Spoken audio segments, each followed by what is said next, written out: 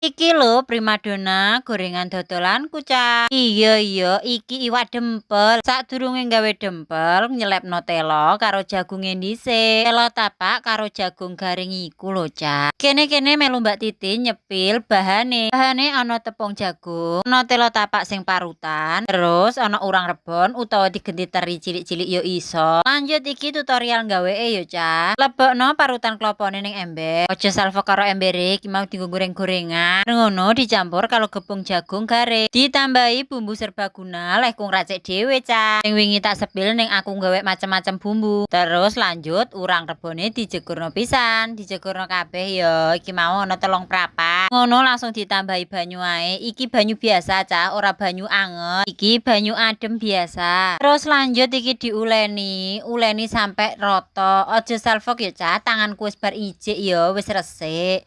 Iki nek gak diuleni nganggo tangan ora kecampur rata. Nek nganggo entong malah suwi, ora rata. Kecampur rata sampai teksture kaya ngene, aja lembek-lembek, tur aja kakasen. Riku langsung digoreng ae ning lenga panas. Digoreng serang-sereng, iki sing sisih wis mateng langsung diwalik ae. Rupane wis kuning keemasan. Ye, cara gawene gampang, Leh. Iki termasuk jajan gorenganku sing best seller, Cah. Masih ya tepung tok dipangan enak lho ya. Model bentuke kaya chicken katsu tapi isine glepung tok. Iki cocok gawe lawuh mangan buka karo nggo sahur. Niki tak dol rego 1000-an ae, Cah. Lho rupane ayu-ayu kaya sing tuku.